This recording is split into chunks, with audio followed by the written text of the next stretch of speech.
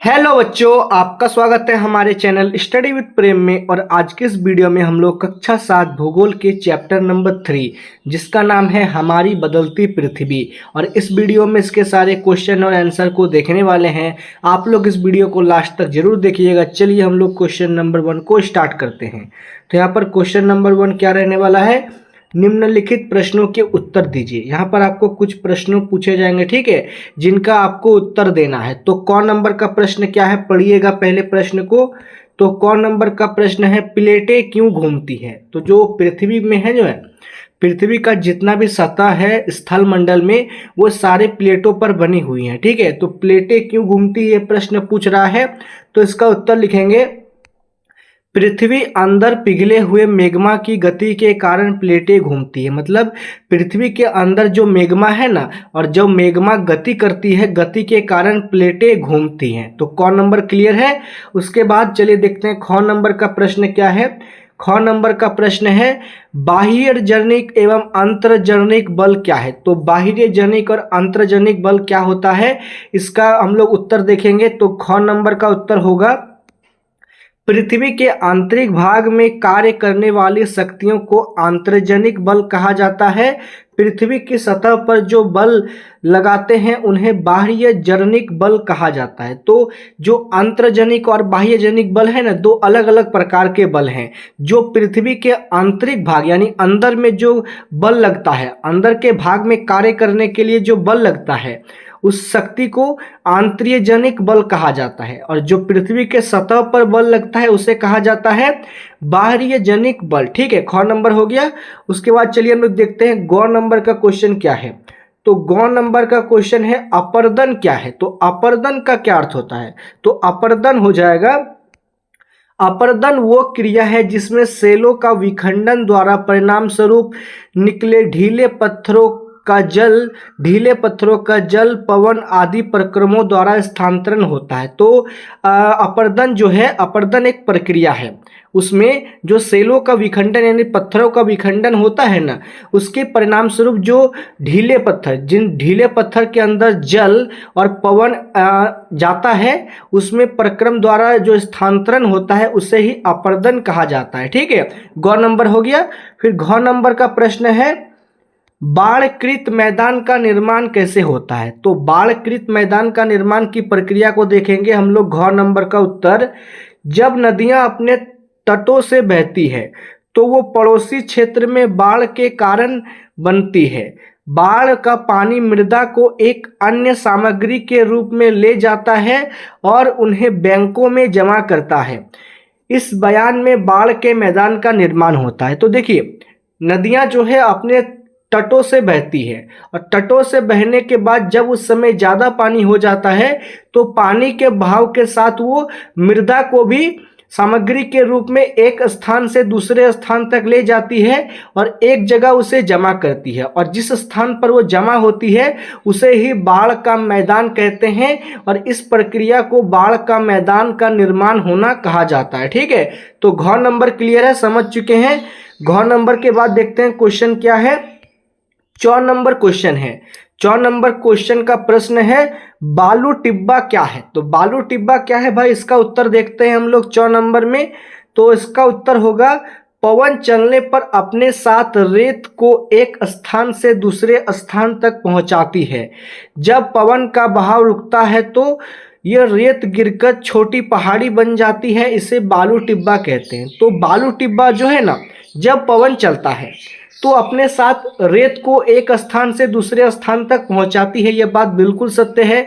जब पवन का बहाव अचानक से रुक जाता है और रेत गिरकर एक छोटी सी पहाड़ी बन जाती है, मतलब छोटा सा रेत का पहाड़ बन जाता है, इसे ही बालू टिब्बा कहा जाता है, ठीक है। तो 4 नंबर हो गया। 4 नंबर के बाद है 6 नंबर। तो 6 नंबर का पॉइंट का क्वेश्चन पढ़िए, समुद्री पुलिन का निर्माण कैसे होता है। तो जो समुद्री पुलिन है ना, इसका निर्माण की प्रक्रिया क्या है। तो इसका उत्तर देखेंगे हम लोग 6 नंबर का। इसका उत्तर होगा, कभी कभी नदी अपने तट के बाहर बहाने लगती है। मतलब जो कभी कभी है ना, नदी अपने तट के बाहर बहने लगती है, परिणाम स्वरूप निकटवर्ती क्षेत्र में बाढ़ आ जाता है। बाढ़ में के कारण नदी के तटों के निकटवर्ती क्षेत्र की महीन मिट्टी एवं अन्य पदार्थ का निक्षेपण करती है। ऐसी मिट्टी एवं पदार्थ को अवसाद कहते हैं। इन्हें समतल उपजाऊ बाढ़कृत मैदान का निर्माण होता है। तो देखिए अवसाद जो होता है ना, वो मिट्टी का बहुत ही सूक्ष्म और बारीक कण होता है। जब नदी में बाढ़ बहुत ज़्यादा हो जाता है, पानी ज़्यादा भरने के कारण बाढ़ की स्थिति आ जाती है, और बाढ़ की स्थिति में जब है निकटवर्ती जो क्षेत्र होते हैं वहाँ की महीन और उपजाऊ मिट्टी एवं अन्य पदार्थ का जब निक्षेपण करती हैं नदियाँ, और इन्हीं मिट्टी और पदार्थों को हम लोग अवसाद कहते हैं। ठीक है, और आगे चलकर इन समतल उपजाऊ बाढ़कृत मैदान का निर्माण करती है। तो 6 नंबर भी हो गया। उसके बाद जौ नंबर क्या है, चप झील क्या है? तो चाप झील किसे कहते हैं, ये क्या है? तो जौ नंबर का उत्तर होगा चाप झील। जब नदी मैदानी क्षेत्र में प्रवेश करती है तो वो मोड़कर मार्ग पर बहने लगती है। देखिए जब नदी मैदानी क्षेत्र में प्रवेश करती है ना, तो वो मोड़कर मार्ग पर बहने लगती है, मतलब कोई मार्ग पर बहना शुरू कर देती है। नदी के किन्हीं मोड़ों को विसर्प कहते हैं। जब नदी मोड़ लेती है ना, सांप के जैसे चलती है टेढ़ी मेढ़ी, तो उसे विसर्प कहते हैं। समय के साथ विसर्प कुल नदी से कट जाते हैं और एक अलग झील बनाते हैं, इसे चाप झील कहते हैं। और वो जो विसर्प झील नदी से कट जाते हैं ना, वो जो सर्प है वो विसर्प बनता है, और विसर्प जब नदी से कट जाता है तो एक झील का निर्माण कर देता है, इसे ही चाप झील कहा जाता है। तो जौ नंबर हो गया। और सारे जितने भी प्रश्न थे ना, एकदम क से लेकर जौ तक के सभी प्रश्नों के उत्तर को हम लोगों ने देख लिया है। ठीक है, ये ऊपर में इसका क्वेश्चन है और नीचे में इसका एक एक करके इसका आंसर आप लोग देख लीजिए और इसको कॉपी में लिखते हुए चलिए। ठीक है, तो 1 नंबर क्लियर हो गया। आगे बढ़ते हैं क्वेश्चन नंबर 2 की ओर। क्वेश्चन नंबर 2 है, सही उत्तर पर चिन्हित कीजिए, मतलब जो उत्तर सही है उस पर हम लोग को टिक लगाना है। ठीक है, तो चलिए इसका हम लोग उत्तर देख लेते हैं। तो कौन नंबर प्रश्न है, इनमें से कौन सी समुद्री तरंग की विशेषता है? तो समुद्र तरंग की विशेषता यहाँ पर कौन नहीं है, तो इसका आंसर हो जाएगा सेल। ठीक है, फिर ख नंबर है हिमनद। हिमनद का निक्षेपण विशेषता है, तो हिमनद का निक्षेपण विशेषता क्या है? तो हिमोड़ है। क्या है? हिमोड़ है। ठीक है, फिर गौ नंबर क्या है, पृथ्वी की आकस्मिक गतियों के कारण कौन सी घटना होती है? तो जब पृथ्वी में कोई आकस्मिक घटना होती है ना, तो उससे कौन सी कारण होता है? तो उसके पीछे कारण होता है आपका ज्वालामुखी। क्या कारण होता है उसके पीछे? ज्वालामुखी मुख्य कारण होता है। फिर घ नंबर क्या है, छत्रक सेले पाई जाती है। तो छत्रक सेले कहाँ पर पाई जाते हैं भाई? तो रेगिस्तान में पाया जाता है। तो चाप झील कहाँ पाया जाता है? चाप झील आपका पाया जाता है नदी घाटी में। कहाँ पर? नदी घाटी में आपका चाप झील पाया जाता है। तो कौन नंबर का उत्तर हो जाएगा आपका सेल, ख नंबर का हो जाएगा हिमोड़, गौ नंबर का हो जाएगा ज्वालामुखी, घ नंबर का आपका हो जाएगा रेगिस्तान, और 4 नंबर का आपका हो जाएगा नदी घाटी। तो इसी के साथ क्वेश्चन नंबर 2 भी क्लियर हो चुका है, समझ चुके हैं सारे क्वेश्चनों को कॉपी में नोट करते हुए चलिए आगे बढ़ेंगे क्वेश्चन नंबर 3 की ओर। तो क्वेश्चन नंबर 3 क्या है? क्वेश्चन नंबर 3 है, निम्नलिखित स्तंभों को मिलाकर सही जोड़े बनाइए। मतलब हमें जो है सही जोड़े बनाना है। ठीक है, मिलान करना है। तो कौन नंबर में है? हिमनद। तो हिमनद का मिलान किससे हो जाएगा? तो हिमनद का मिलान हम लोग करेंगे आपका बर्फ की नदी, जो बर्फ की नदी होता है उसे ही हिमनद कहते हैं। हिम अर्थात बर्फ और नद अर्थात नदी, तो बर्फ की नदी इसका अर्थ हो गया। फिर है विसर्प। तो विसर्प का मिलान किससे करेंगे हम लोग? तो कठोर संस्तर सेल से। फिर है पुलीन। पुलीन आपका हो जाएगा समुद्री तट। फिर है आपका बालू टिब्बा। बालू टिब्बा आपका हो जाएगा रेगिस्तान में। कहाँ पर? रेगिस्तान में। फिर आपका जल प्रपात।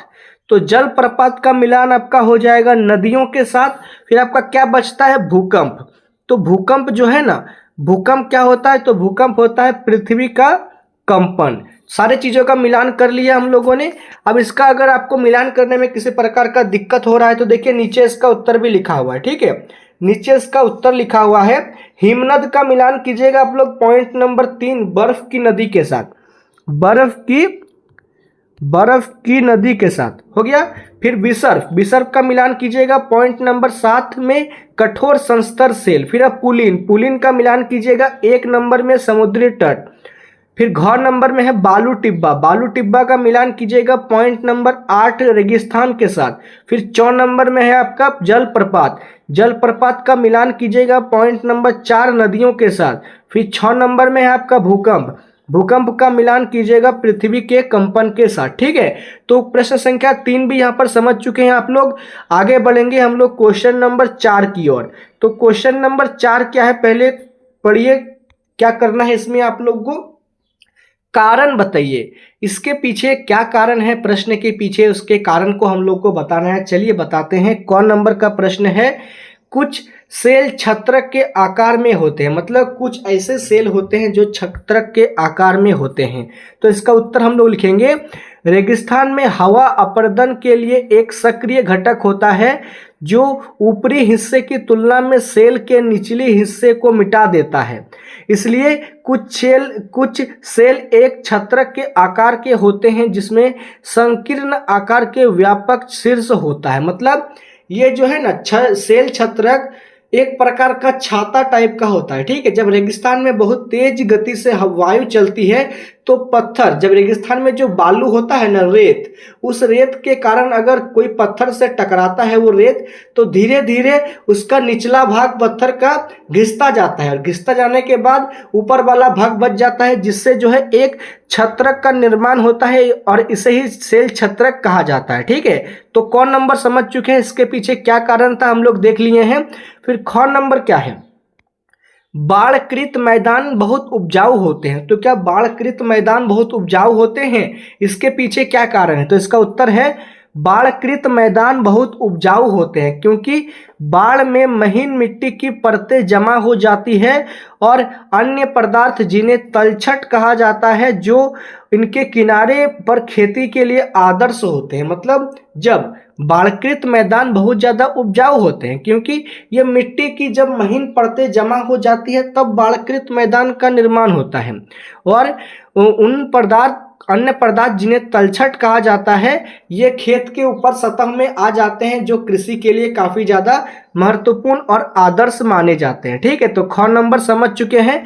फिर ग नंबर का प्रश्न है, समुद्री गुफा स्टेक के रूप में परिवर्तित हो जाती है। तो जो समुद्र की गुफा है ना वो स्टेक के रूप में परिवर्तित हो जाती है, इसका कारण बताइए। इसका कारण लिखेंगे हम लोग ग नंबर का उत्तर, जब समुद्र की गुफाएं बड़ी हो जाती है तो गुफाओं की छत केवल समुद्री मेहराब बन जाती है। मतलब जब समुद्र की गुफाएं होती है ना, समुद्र के अंदर गुफाएं, वो जब बड़ी हो जाती हैं और समुद्र की गुफाएं छत समुद्री मेहराब बन जाती है। इसके अलावा कटाव से छत टूट जाती है और केवल दीवारें बच जाती है जिसे गुफा स्टेक का निर्माण करती है। मतलब जो गुफा बनता है ना और कटाव के कारण ऊपर का छत टूट जाता है और छत टूटने के बाद जो दीवारें बच जाता है उसे ही गुफा स्टेक, समुद्री गुफा स्टेक कहते हैं और इस प्रकार इसका निर्माण होता है। ठीक है, तो ग नंबर क्लियर है, समझ चुके हैं। घ नंबर का प्रश्न पढ़िए अब। घ नंबर का प्रश्न है, भूकंप के दौरान इमारतें गिरती हैं। तो जब भूकंप आता है ना तो वाजिब सी बात है इमारतें गिरती है। बहुत सारी जगहों में आपने इमारतों को गिरते हुए वीडियोस में देखा होगा। तो भूकंप के दौरान इमारतें क्यों गिरती है, इसके पीछे क्या कारण होता है। घ नंबर का उत्तर देखेंगे हम लोग, भूकंप के दौरान कंपन भूकंप के केंद्र से तरंगों के रूप में बाहर की ओर निकलती है और पृथ्वी की सतह के माध्यम से सफर करती है जो अचानक कंपनों का निर्माण करती है जो इमारतों के गिरने का कारण बनती है। मतलब जब भूकंप आता है ना उस समय कंपन, बहुत ज़्यादा तीव्र गति में कंपन तरंगे केंद्र से होकर बाहर की ओर निकलती है। केंद्र से जो है तरंगे बाहर की ओर निकलती है और पृथ्वी की सतह के माध्यम से सफर करती है और अचानक कंपनों का निर्माण करती है वो तरंगे, और तरंगे आगे चलकर मकान गिरने का कारण बन जाती है। ठीक है, तो घ नंबर क्लियर है, समझ चुके हैं।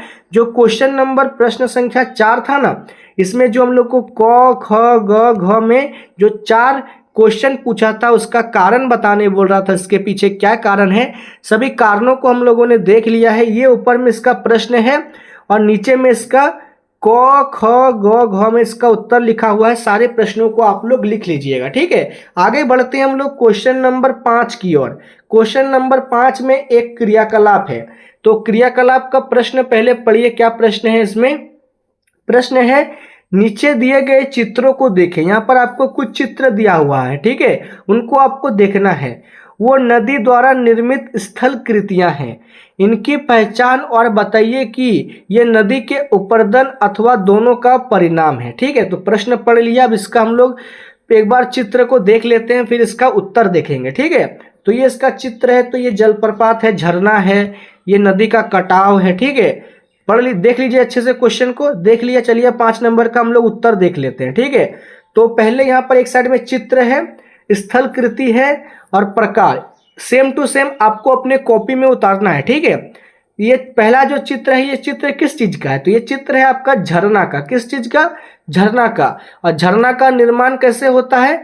झरना का निर्माण अपर्दन और निक्षेपण दोनों प्रक्रिया से होता है, ठीक है। इसलिए लिखा गया है प्रकार में दोनों। हो गया। फिर उसके बाद आगे है विसर्प। ये क्या है? ये नदी टेढ़ा मेढ़ा हो गया है। टेढ़ा मेढ़ा का अर्थ होता है विसर्प हो गया है, ठीक है। तो यहाँ पर लिखा गया है विसर्प। और इसका निर्माण कैसे होता है? तो इसका निर्माण का प्रकार है अपर्दन और निक्षेपण दोनों, इसलिए यहाँ पर दोनों लिखा गया है। फिर आगे क्या है? आगे है बाढ़कृत। यहाँ पर एक जगह है, ठीक है, इसे क्या कहते हैं? इसे कहते हैं बाढ़कृत। और इसका निर्माण कैसे होता है? तो इसका निर्माण निक्षेपण से होता है, मतलब किसी और जगह की मिट्टी को एक जगह लाकर जमा करना को निक्षेपण कहते हैं, ठीक है। तो ये निक्षेपण का परिणाम है। तो क्वेश्चन नंबर 5 भी क्लियर हो चुका है। ये जो क्रियाकलाप था इसको आपको ऐसे बनाना है, समझ चुके हैं आप लोग। और इसी के साथ हमने इस चैप्टर के जितने भी सारे इंपॉर्टेंट क्वेश्चन थे सभी को देख लिया है। अगर आपको वीडियो पसंद आए तो आप इस वीडियो को लाइक कीजिए, हमारे चैनल को सब्सक्राइब कीजिए। मिलते हैं आपके साथ किसी नेक्स्ट वीडियो में। जय हिंद, जय भारत।